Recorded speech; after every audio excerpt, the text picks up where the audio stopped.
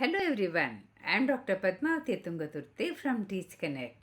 I am a quality education specialist. National education policy does stress upon holistic development, critical thinking, and analytical learning based on self awareness. These are a few principles very close to the teaching and educational philosophy of J. Krishnamurthy, that is Jiddu Krishnamurthy. Looking at the philosophy of J. Krishnamurthy, there can be 10 key points which can summarize the learnings and the philosophy points on self knowledge. The first one, inner exploration. That is, this point stresses the significance of exploring one's inner landscape, including thoughts, emotions, and beliefs, conditioning. What's happening inside us? Why are we feeling this way today? This way now? This knowledge is essential for a student. There should be an understanding conditioning. That is, how society norms, beliefs, and past experiences shape our perceptions and behaviors. This is the second point. That is, it means that how the past experiences have had an influence on our present way, how we shape our life. Definitely, it will have an influence.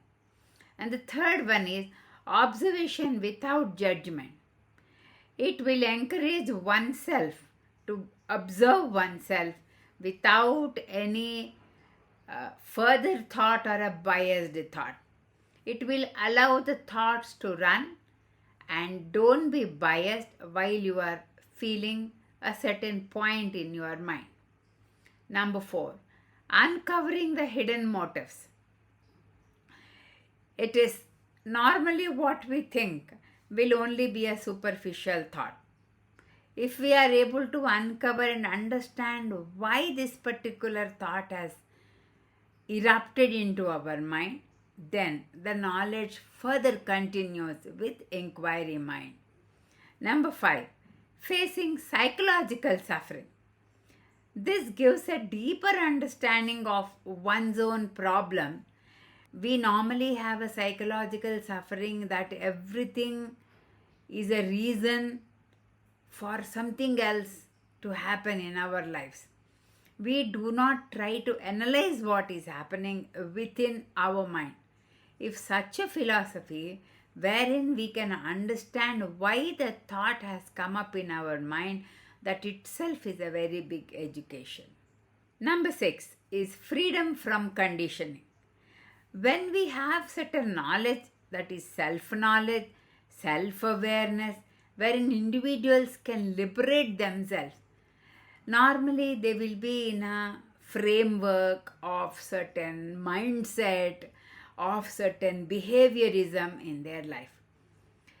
It is not necessary to follow a particular behaviorism because our previous generations have followed it.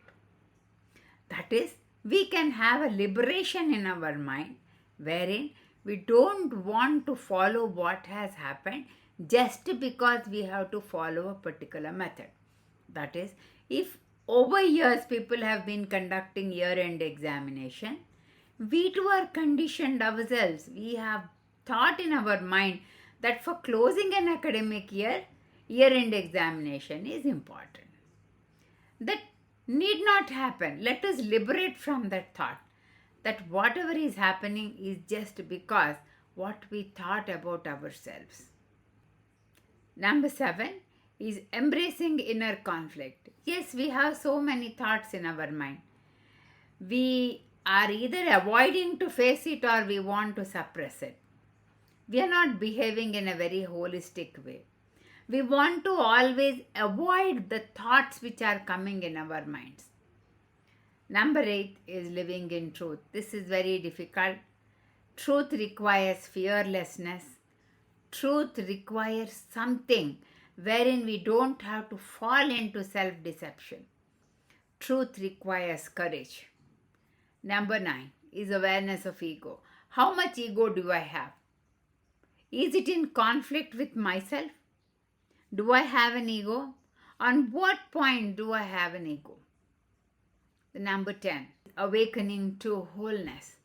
That is, it is suggested that our self-knowledge leads to a profound sense of inner wholeness and harmony with oneself. That means what our mind is being thought and what action we are doing, what commitment we have, all this must go in sync.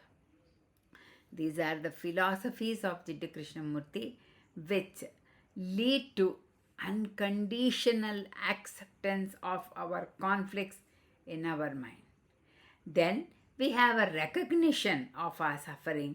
We have psychological suffering within us. We have to we have to get over that psychological suffering.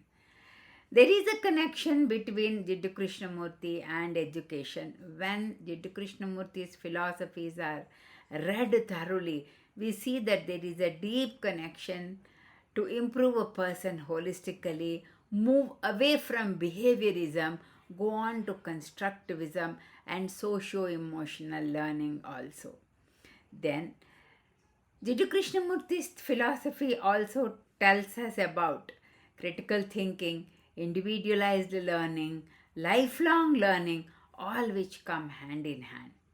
This will make a person a complete holistic human being and just not multidimensional. Multidimensional personalities, there is a growth in individual verticals. Holistic development, there is a complete growth and there is a link between one pillar of intellectuality with socio-emotional learning and hands, head, heart learning. All these work together. Hope you have got a brief idea out of the big philosophy of J. Krishnamurthy. Thanks for watching my video. Hope you all understand a small part of the philosophy of J. Krishnamurthy. This is also one angle of our national education policy. Share it to somebody. This is just an additional knowledge. Hope you all like it. Subscribe to my channel. Like my video.